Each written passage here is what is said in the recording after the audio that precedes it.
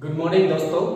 आज हम इकोनॉमिक्स का एक फंडामेंटल थ्योरी मांग का सिद्धांत पाठ पढ़ने वाले हैं और ये +2 क्लास का 4th लेसन है। यहाँ पे हरियाणा बोर्ड में भी लॉ ऑफ डिमांड या थ्योरी ऑफ डिमांड।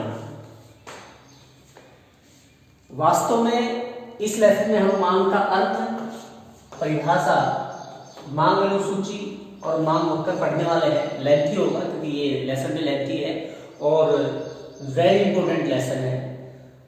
इकोनॉमिक्स के विद्यार्थी के लिए एक तरह से ये नींव का पत्थर है, मांग का नियम। अब मांग का अर्थ क्या है? सामान्य इंसान से आप पूछोगे तो मांग वो बता देगा सर इच्छा मांग होगी, लेकिन नहीं।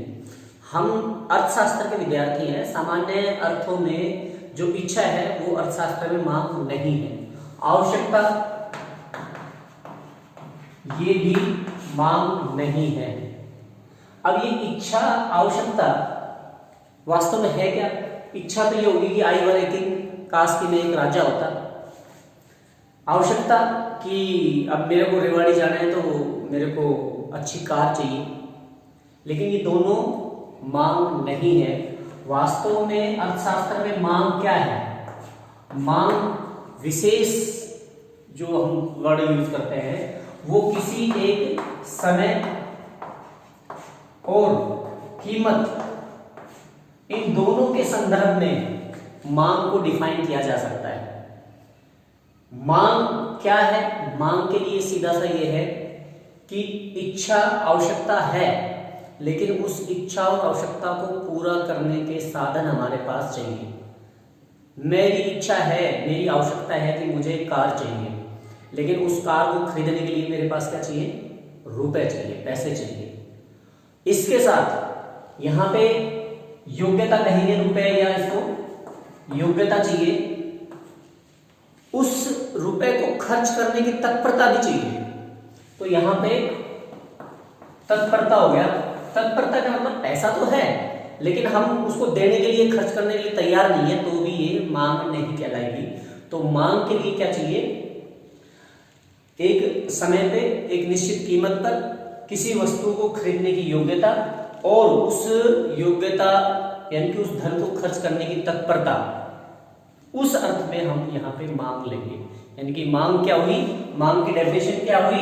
यहाँ पे देखेंगे फर्गुसन क्या कहता है। फर्गुसन के अनुसार मांग किसी वस्तु की वे मात्राएं हैं। यानी कि सपोज कीजिए यहाँ पे 5 रुपए कीमत है, तो मैं 10 आइसक्रीम की डिमांड कर रहा हूँ। इस इट मीन्स क्या हुआ? ये मात्राएं हैं, क्वांटिटी है, ये प्राइस है। तो यहाँ पे मात्राएं हैं जिन्हें एक उपभोक्ता, अन्य बातें समान रहने पर, यहाँ पे अन्य बातें, ये हमें ध्यान रखना होगा, ये आगे आएगा, मैं आपको बताऊंगा कि अन्य बातें क्या होती हैं। रहने पर प्रत्येक संभव कीमत पर एक निश्चित समय में खरीदने के लिए इच्छुक तथा योग्य है। ये हमारी क्या होगी? मांग होगी। यानी कि इच्छुक भी है और उस वस्तु को खरीदने का इच्छुक होने के साथ साथ योग्य भी है, और यानी कि तत्पर भी है। किसके संदर्भ में? समय और कीमत के संदर्भ में। तो यहाँ पे ये आपकी मांग क्या है, ये हो गया। इसके साथ हमारे पास 2 वर्ड आते हैं बेटा। क्या 2 वर्ड आते हैं? ये 2 वर्ड है, एक है मांग, मांगी गई मात्रा,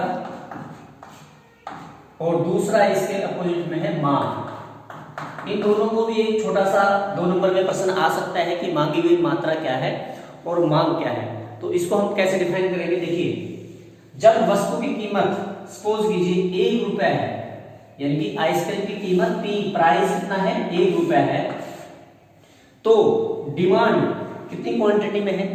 कोई व्यक्ति 5 आइसक्रीम खरीद रहा है। अब देखिए यहाँ पे इतना ही समझ लीजिए आप लोग कि एक निश्चित कीमत पर वस्तु की मांगी जो मात्रा मांग रहे हैं वो मांगी गई मात्रा कहलाएगा।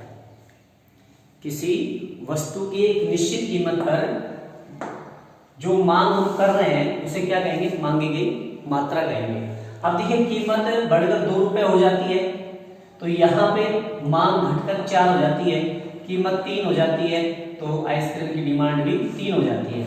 अब ये देखिए, ये पर्टिकुलर जो निश्चित कीमत है उसके लिए तो हम बोलेंगे मांगी गई मात्रा, इसके लिए भी हम ये बोलेंगे, ये भी अगर कीमत 2 रुपए है और आइसक्रीम की डिमांड जो है 4 रुपए है, तो ये इसे क्या कहेंगे, मांगी गई मात्रा। अब मांग क्या हुई, मांग क्या है कि विभिन्न कीमतों पर, देखिए यहाँ पे विभिन्न कीमतें हैं, कीमत 1 रुपए थी, 2 रुपए हुई, 3 रुपए हुई, क्या पता 5 रुपए हो जाए, क्या पता फिर से 4 रुपए हो जाए। तो ये विभिन्न कीमतें हैं, विभिन्न कीमतों के संदर्भ में जो हम मांग करते हैं, किसी वस्तु की डिमांड करते हैं, उसे मांग कहेंगे, उसे मांग कहेंगे। तो ये एक 2 नंबर में 3 नंबर में हमारे कॉन्सेप्ट क्लियर है कि मांगी गई मात्रा एक पर्टिकुलर, एक निश्चित कीमत पर किसी वस्तु की मांग को दर्शाती है, जबकि मांग विभिन्न कीमतों पर मांगी गई मात्रा को दर्शाती है, उसे मांग कहेंगे। तो यहाँ पे अब हम आगे चलते हैं, इसमें दूसरा जो टॉपिक हमारा है वो है मांग अनुसूची। मांग अनुसूची क्या है, इसको देखने के लिए आप देखिए कि सारणी के द्वारा किसी वस्तु की कीमत और मांगी गई मात्रा के बीच में जो संबंध को दर्शाया जाता है वो किसके द्वारा दर्शाया जाता है, मांग अनुसूची के द्वारा। यहाँ पे हमने कहा है यह तालिका जिसमें कीमत और खरीदी गई मात्रा को प्रकट किया जाता है क्या कहलाती है, मांग अनुसूची कहलाती है। क्लियर, मांग अनुसूची क्या हुई, जिसमें किसी वस्तु की कीमत और खरीदी गई मात्रा इनके संबंध को दर्शाया जाता है, उसे मांग अनुसूची कहते हैं। मांग अनुसूची 2 प्रकार की होती है, 2 टाइप्स। कौन कौन सी, एक है व्यक्तिगत मांग अनुसूची और दूसरी है बाजार मांग अनुसूची। क्या होती है व्यक्तिगत मांग अनुसूची, मैं इसको रब कर देता हूं। देखिए व्यक्तिगत का मतलब होगा एक पर्टिकुलर उपभोक्ता की, जैसे मान लीजिए मोहन एक उपभोक्ता है, वो आइसक्रीम की डिमांड करता है। जब आइसक्रीम एक कीमत प्राइस, यहाँ पे की बार-बार टेबल बनानी पड़ेगी, यहाँ पे क्वांटिटी, तो यहाँ पे कीमत 1 रुपए है तो वो 5 आइसक्रीम की डिमांड करता है, कीमत 2 रुपए हुई तो 4 की करता है, 3 हुई तो 3, 4 रुपए कीमत हुई तो वो आपकी डिमांड करता है 2। अब ये क्या है, किसी एक व्यक्ति की संबंध बता रहा है, किसमें संबंध बता रहा है, वस्तु की कीमत और वस्तु की मात्रा में। इसे हम कहेंगे व्यक्तिगत मांग अनुसूची। अब देखिए दूसरा जो मैंने बताया था बाजार मांग अनुसूची। अब बाजार मांग अनुसूची में ये मोहन की है और यहाँ पे ये हम कहेंगे राम की है। और राम क्या करता है, जब 1 रुपए कीमत आइसक्रीम की है तो वो 4 आइसक्रीम की डिमांड करता है। कितने की, 4। 2 रुपए है तो वो 3 की, 3 रुपए है तो वो 2 की, और 4 रुपए जब डिमांड कीमत है तो 1 की। अब बाजार मांग का अभिप्राय सीधा सीधा हुआ, बाजार में उस वस्तु के जितने उपभोक्ता हैं A, B, C, D, यहाँ पे मैंने एग्जाम्पल दिया है मोहन का और राम का, इन दोनों को जोड़, इन दोनों की जो संयुक्त मांग है उसे हम बाजार मांग अनुसूची कहेंगे। क्लियर, इन दोनों का डायग्राम कैसे होगा, डायग्राम बनाने के लिए हमें क्या करना है, O, X, Y, इधर हमने कीमत को लेना है, इधर हमने मात्रा को लेना है। कीमत यहाँ पे स्वतंत्र तत्व है और ये निर्भर तत्व है, तो निर्भर तत्व को नीचे लेना। अब देखिए पहले व्यक्तिगत डायग्राम बनाएंगे, जो हमारा व्यक्तिगत मांग अनुसूची थी उसमें क्या था, कीमत 1 रुपए थी। यहाँ पे इसको कीमत बराबर स्केल कीजिए, 1 2 3 4 5, 1 2 3 4 5। जब कीमत 1 रुपए है तो डिमांड कितनी है, ये कीमत 1 रुपए, डिमांड हो गई यहाँ पे 5। जब कीमत 2 रुपए है तो डिमांड घटकर 4 हो जाती है, ये 4। जब कीमत 3 तो फिर ये 3। इस प्रकार से आपका ये डायग्राम बन जाएगा। यहाँ पे इन जो ये कॉर्नर है, ये बिंदु है, इनको मिलाने वाली जो रेखा है वो आपको क्या कहलाती है, DD रेखा कहलाएगी, जिसको हम डिमांड कर्व कहेंगे। अब यह है व्यक्तिगत एक उपभोक्ता का। अब यहाँ पे मैं इसको एक और बार बता दूं, आपको क्लियर कर दूं। यहाँ पे हम क्या पढ़ रहे थे यहाँ पे पढ़ रहे थे मांग अनुसूची क्या है। अब हम यहाँ पे देख रहे हैं कि मांग वक्र क्या है। मांग वक्र क्या है, तो इसका हम कैसे डिफाइन करेंगे मांग वक्र क्या है। बड़ा सिंपली आपने बोलना है कि मांग अनुसूची को वक्र के द्वारा दर्शाना मांग वक्र कहलाता है। जो मांग हमारे पास तालिका है, इसको अगर हम डायग्राम के माध्यम से, रेखा चित्र के माध्यम से दर्शाएंगे तो क्या बन जाएगा, मांग वक्र। मांग वक्र भी दो प्रकार का, एक है व्यक्तिगत मांग वक्र और दूसरा है बाजार मांग वक्र। ये दो प्रकार के हो गए, जैसे तालिका थी वैसे ही मांग वक्र है। मैंने यहाँ पे व्यक्तिगत मांग वक्र बना के आपको दिखाया है। इसी के साथ, ये था मोहन का, इसी के साथ हम श्याम का बनाएंगे, राम का बनाएंगे, ए या बी सी डी का बनाएंगे, उनको जोड़ेंगे तो ये हमारा आ जाएगा बाजार मांग वक्र। कैसे कर सकते हैं, यहाँ पे ये तो था इसका, इसी के साथ हम चलो इसको यहां पे लेते हैं।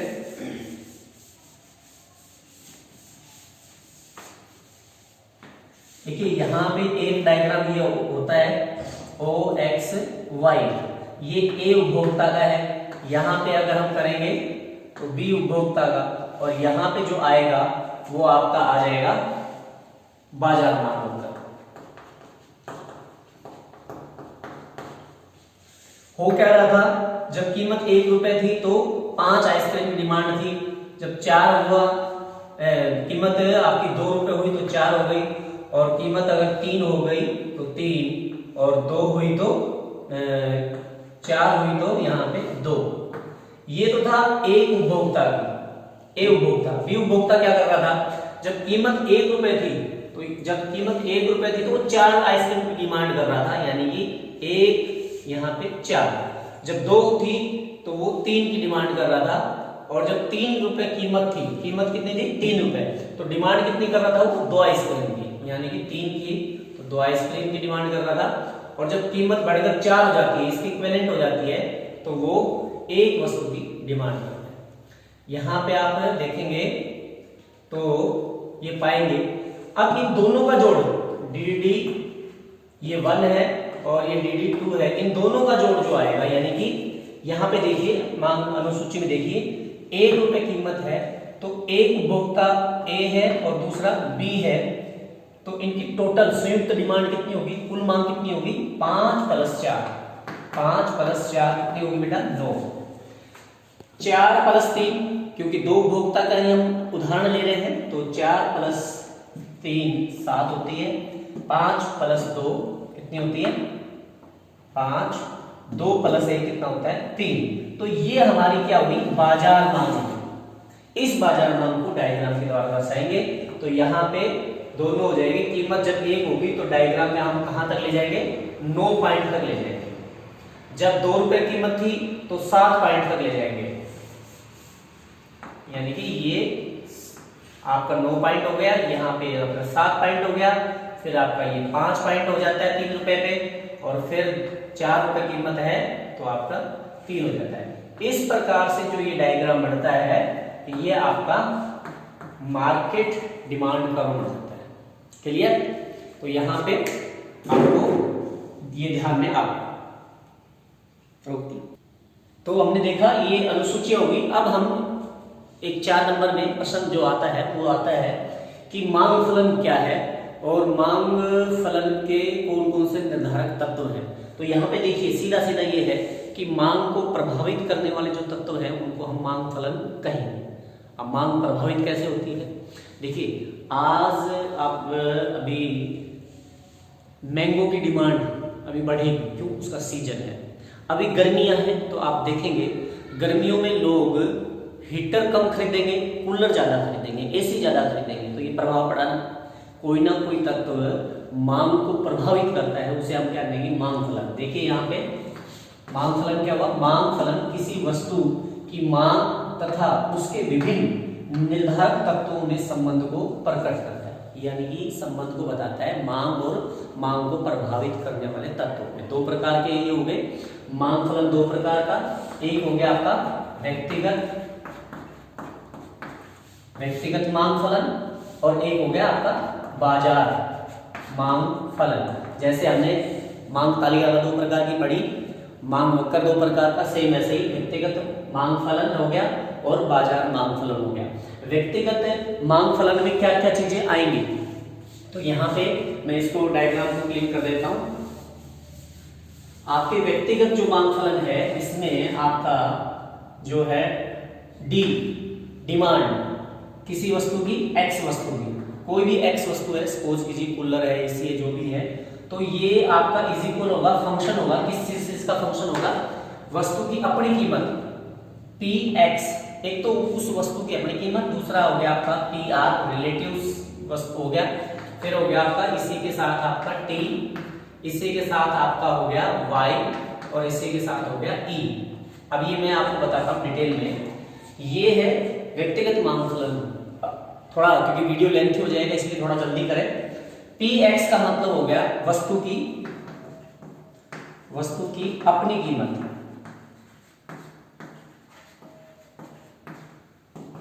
इसका सीधा संबंध क्या है, किसी वस्तु की अपनी कीमत और उसकी मांगी गई मात्रा में विपरीत संबंध होता है। जैसे ही किसी वस्तु की अपनी कीमत बढ़ती है बेटा, वैसे ही उस वस्तु की मांग कम होती है, इतना ही ध्यान रखना है।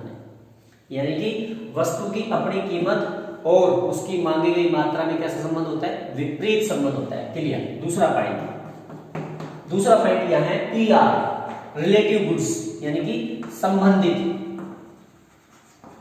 संबंधित वस्तुएं की कीमतें। अब देखिए यहां पे संबंधित वस्तुएं दो प्रकार की होती हैं, एक को हम कहेंगे प्रतिस्थापन वस्तुएं, है ना, सब्स्टिट्यूशनल। दूसरी जो वस्तुएं होती है वो होती हैं पूरक वस्तुएं। अब प्रतिस्थापन वस्तुएं क्या होती हैं, एक वस्तु के स्थान पर दूसरी वस्तु का जो उपयोग किया जा सकता है उसे हम प्रतिस्थापन वस्तु कहते हैं। सपोज कीजिए आपको प्यास लग रही है, आपने कोका कोला, है ना, कोका कोला की आपने नहीं लिया, उसकी जगह आपने मिरिंडा ले ली, तो ये दोनों वस्तुएं क्या है, प्रतिस्थापन वस्तुएं हैं। आपको हॉट पीना है तो चाय या कॉफी में आपने अल्टरनेट मिल रहे हैं, विकल्प है आपके पास। अगर चाय महंगी दे रहा है तो आप कॉफी ले लेंगे, कॉफी महंगी दे रहा है तो चाय ले लेंगे। ऐसी वस्तु को प्रतिस्थापन वस्तुएं बोलते हैं। पूरक वस्तुएं क्या होती हैं, पूरक वस्तुएं वे वस्तु होती है जिनका एक के साथ दूसरे का उपयोग भी अनिवार्य हो जाता है। जैसे आप कार लेके आते हैं, कार के साथ क्या लेंगे, पेट्रोल तो लेना पड़ेगा, डीजल तो लेना पड़ेगा। आप शूज लेके आते हैं तो सॉक्स आपको लेनी पड़ेगी, है ना। तो ये पूरक वस्तुएं होती हैं। तो यानी कि यहाँ पे इनका संबंध क्या है, यहाँ पे दो प्रकार जो मैंने बताया, प्रतिस्थापन वस्तु, इसका सीधा सीधा कीमत, एक की कीमत बढ़ती है तो दूसरे की डिमांड बढ़ती है, ये ध्यान है। ये बढ़ती हुई सिंबल बना रहा हूं मैं। एक वस्तु सपोज कीजिए कोका कोला की कीमत बढ़ गई है तो आप मिरिंडा ज्यादा लेंगे, ये सीधा रास्ता ध्यान रखना है। इसके विपरीत कंडीशन में भी यही होगा, अगर कीमत घटती है तो जो प्रतिस्थापन वस्तु है उसकी कीमत घट जाएगी। पूरक वस्तु, दूसरी वस्तु मैंने बताया पूरक वस्तु। पूरक वस्तु में क्या होता है, जब एक की कीमत बढ़ती है तो दूसरी की डिमांड कम हो जाएगी। यानी कि जब कार महंगी हो जाएगी तो लोग कार कम खरीदेंगे तो पेट्रोल भी कम खरीदेंगे। यहाँ पे आपका विपरीत भी हो जाएगा, यानी कि जब कीमत गिरेगी तो दूसरी वस्तु की डिमांड ज्यादा हो जाएगी। यहाँ पे तीसरा जो कारण है, मैं ऊपर ही लिख देता हूं दोबारा से। तीसरा कारण है यहाँ पे, यील्ड कर लो, ठीक कर लो, कोई बात नहीं। आय, उपभोक्ता की अपनी आय बढ़ने के साथ मांग बढ़ती है, बस ये ध्यान रखना। उपभोक्ता की अपनी आय के साथ, आय बढ़ने के साथ मांग बढ़ती है, आय गिरने के साथ की मांग भी गिरती है। लेकिन ये सामान्य वस्तुओं में होता है, गीफन वस्तुएं और निम्न कोटि की वस्तुओं में ऐसा नहीं होता, वो आपको आगे मैं बताऊंगा। यहाँ पे केवल इतना ही है, उपभोक्ता की आय भी वस्तु की मांग को प्रभावित करती है। और कैसी कंडीशन होती है ये मैंने बता दिया। तीसरा है आपका टेस्ट, यानी कि आपका स्वाद हो गया, ठीक है। टेस्ट का मतलब क्या है, आप किसी वस्तु की रुचि रखते हैं, वो आपके लिए फेवरेट है। सपोज कीजिए आपके मैंगो बहुत फेवरेट है, तो अगर जिसमें आपकी रुचि हुई उसकी कीमत ऊंची भी है, ज्यादा भी है, तो भी आप उसको लेना पसंद करेंगे, ठीक है, ये भी किसी वस्तु के व्यक्तिगत मांग फलन का एक निर्धारक तत्व है। ऐसे ही आपका है एक्सपेक्टेशंस, भविष्य की संभावनाएं। भविष्य की संभावनाएं क्या होगी? आज सपोज कीजिए कोई वस्तु अभी तो नॉर्मल है, लेकिन कोई अफवाह फैल जाए, मार्केट में कोई बात आ जाए और बात ये आ जाए कि भाई आने वाले समय में कूलर महंगे होने वाले हैं, एसी महंगा होने वाला है, तो लोग अभी उसकी डिमांड होगी। यानी कि भविष्य में कीमतों के बढ़ने की संभावना है, कीमतों के बढ़ने की संभावना है तो डिमांड उसकी बढ़ जाएगी। और भविष्य में सपोज कीजिए आज ये पता चल जाए कि आने वाले समय में पेट्रोल की कीमतें 70 से गिरकर 40 होने वाली है, तो लोग अभी पेट्रोल कम खरीदेंगे और बाद में पेट्रोल ज्यादा खरीदेंगे। तो यहाँ पे विपरीत भी है, आज भविष्य में कीमतों की गिरने की संभावना है तो वर्तमान में उस वस्तु की मांग भी कम हो जाएगी। ये आपके 5 तत्व हो गए, P X, P R, P Y और ई, ये व्यक्तिगत मांग फलन है। अब हम करते हैं बाजार मांग फलन। बाजार मांग फलन में इसके अलावा 4 तत्व और शामिल हो जाते हैं। यहाँ पे मार्केट डिमांड ऑफ एक्स वस्तु, function of N G S Y D, क्या है ये डिटेल देखें। यहाँ पे नंबर ऑफ पीपल्स यानी कि जनसंख्या, एन फॉर जनसंख्या के लिए लिया गया है। अब देखिए सीधी सी बात है, ज्यादा लोग रहेंगे तो डिमांड ज्यादा होगी, जनसंख्या ही कम है तो निश्चित रूप से मांग कम होगी। क्लियर? सरकार की नीति, देखिए कई वस्तुओं में सरकार अपनी पॉलिसी बनाती है। जैसे अगर किसी वस्तु को सरकार ये चाहती है कि नॉर्मली सबको मिले, सब लोग इसको खरीदें, तो वहां पर सरकार सब्सिडी देती है। जैसे अभी आप देख रहे हैं हमारे यहाँ गैस सिलेंडर है, गवर्नमेंट चाहती है कि सब उपभोक्ताओं को गैस सिलेंडर मिले, इसलिए गवर्नमेंट की पॉलिसी है, उसने प्राइसों को नीचे किया हुआ है, यानी कि सब्सिडी दे रही है, सस्ती दे रही है, तो लोग उसको खरीद रहे हैं। ऐसे इसके अपोजिट सरकार ये चाहती है कि लोग वाइन, शराब का कम से कम सेवन करें, तो उसके ऊपर सरकार टैक्स लगाती है। तो यहाँ पे सरकार की नीति, गवर्नमेंट पॉलिसी, गवर्नमेंट यहाँ पे जी फॉर गवर्नमेंट लिया है, गवर्नमेंट पॉलिसी के द्वारा भी मांग प्रभावित होती है, मांग का निर्धारण होता है। उसके बाद होता है सीजन, किसी देश विशेष में सीजन, सीजन का मतलब है वहां की मौसम संबंधी, जलवायु क्या है, मौसम क्या है, सीजन। तो यहाँ पे ये भी, अब देखिए हमारा देश ज्यादातर गर्म है तो यहाँ पे अभी क्या डिमांड चल रही है, कोल्ड ड्रिंक्स की डिमांड ज्यादा है ना। जो देश हमेशा साल भर ठंडे ही रहते हैं, बर्फ गिरती रहती है, वहां पे क्या ज्यादा चलती है, चाय कॉफी ज्यादा चलती है। तो यहाँ पे ये भी किसी वस्तु की बाजार मांग को प्रभावित करने का तत्व है। लास्ट है हमारा वाईडी बोले तो यील्ड डिस्ट्रीब्यूशन, आय का वितरण। आय का वितरण क्या है बेटा? अगर देश में जो राष्ट्रीय आय है वो समान रूप से वितरित है तो मांग ज्यादा होगी। अगर मांग आपकी आय, अमीरी और गरीब ज्यादा है, यानी कि ज्यादा आय का भाग अमीरों के पास है, गरीबों के पास कम है, यानी कि आय का वितरण असमान है, तो वहां पे मांग भी कम होगी। तो आज के लिए इतना ही है। आपने आज क्या सीखा? मांग का अर्थ सीखा। मांग क्या है? सामान्य विद्यार्थी के, अर्थशास्त्र के विद्यार्थी की दृष्टि मांग अलग है, सामान्य जनता की दृष्टि में मांग अलग है। मांग की परिभाषा, मांग अनुसूची 2 प्रकार की, मांग उत्तर 2 प्रकार का, मांग को प्रभावित करने वाले तत्व भी 2 प्रकार के, एक व्यक्तिगत मांग फलन और बाजार मांग फलन। कुल मिला के 9 तत्व है, 5 यहाँ पे और 4 यहाँ पे। ये वेरी इंपॉर्टेंट क्वेश्चन बनता है कि मांग को प्रभावित करने वाले तत्वों का क्या है।